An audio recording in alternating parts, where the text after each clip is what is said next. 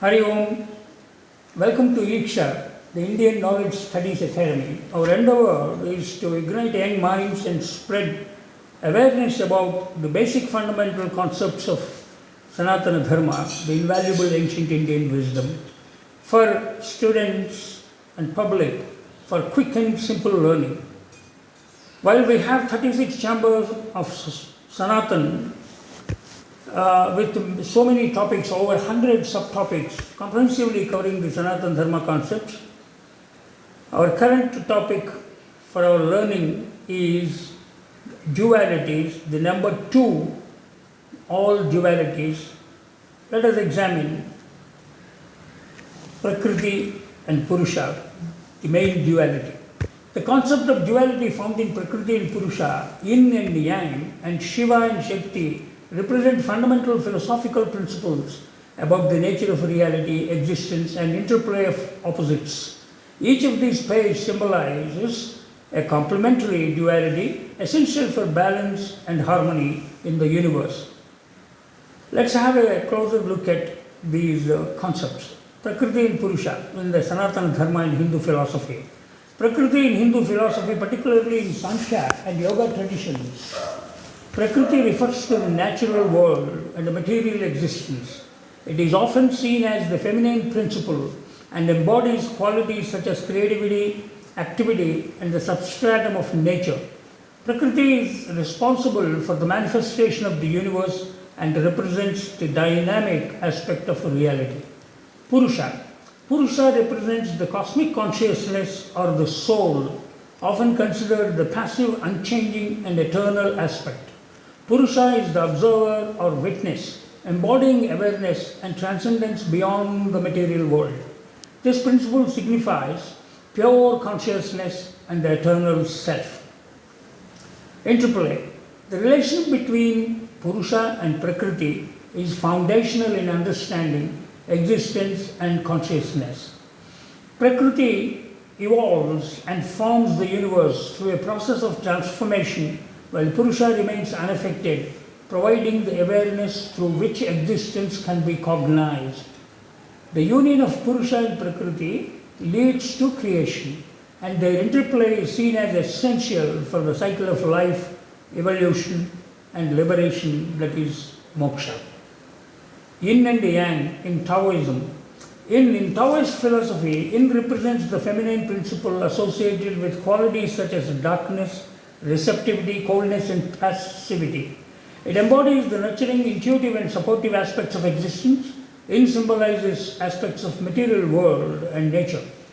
Yang, conversely, Yang represents the masculine principle characterized by light, activity, warmth, and assertiveness. It embodies creation, dynamic energy, and action. Yang symbolizes the divine driving forces in the universe and is often associated with the heaven and the spiritual realm. Interplay. Yin and Yang are viewed as complementary forces in a dynamic balance where each contains a seed of the other, represented by the small circles within each. This duality emphasizes that the opposites are interdependent and that harmony is achieved through their interplay. In life, these forces manifest in cycles, contrasting seasons, day and night, and various aspects of existence reflecting the holistic nature of reality. Shiva and Shakti. In Hinduism, Shiva, in our Hindu philosophy, particularly in Shaivism, Shiva represents the pure consciousness and the static principle. He is often regarded as the destroyer within the Hindu Trinity, Trimurti, and embodies transcendental non-dual awareness. Shiva symbolizes the unchanging, eternal aspect of the universe. Shakti. Shakti represents the dynamic power of the feminine energy that activates, creates, and sustains the universe. She embodies creativity, abundance, and the force behind all manifestations. Shakti is seen as the divine feminine, and in many traditions she is worshipped in various forms such as Durga, Kali, Parvati, and Rajarajeshwari. Interplay. The relationship between Shiva and Shakti signifies the union of consciousness and energy.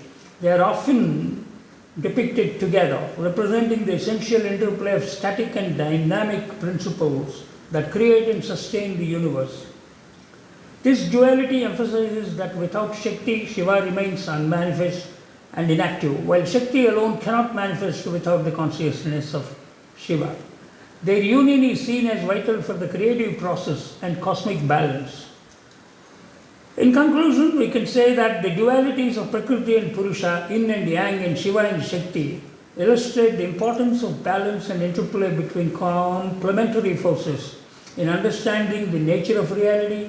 Each pair provides insight into how these principles govern creation, existence, and dynamics of life. In various cultural contexts, they emphasize the need for unity amid diversity, the interrelationship of opposites, and the quest for harmony and in the universe. Uttarayana and Dakshinayana are another dualities which we experience on daily basis in our lives. These are the terms rooted in Indian astronomical and cultural traditions, primarily associated with the sun's path and the season change throughout the year. They are crucial concepts in Hindu cosmology and rituals. Uttarayana, northern solstice.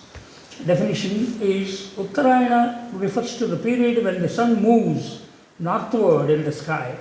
This journey begins with the winter solstice around December 21st and culminates at the summer solstice around June 21st. Duration: this period spans approximately 6 months, during which days become longer and nights are shorter. The significance is considered a time of growth, prosperity, and auspiciousness. Associated with various festivals including Makar Sankranti and Pongal, celebrating the transition of the sun into the zodiac sign Capricorn, Makara. It symbolizes enlightenment, knowledge, and the arrival of warmer, favorable weather. The cultural context is many Hindu rituals and ceremonies are performed during this time with an emphasis on new beginnings and spiritual practice.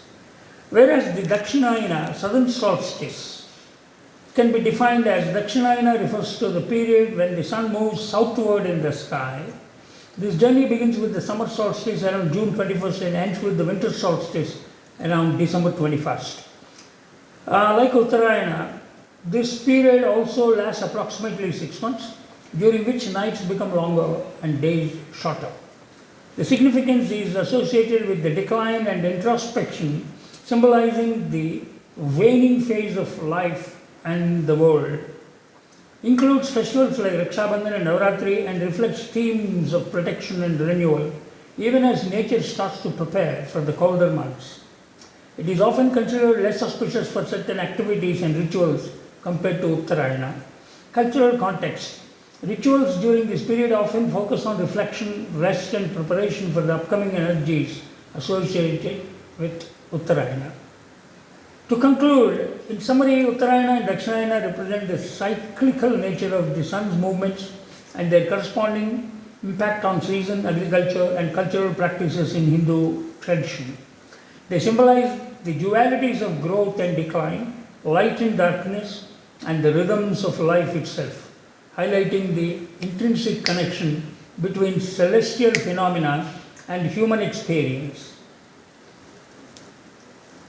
Thus, we can conclude the topic of 2 for our learning. Till we meet with another new topic, Hari Om.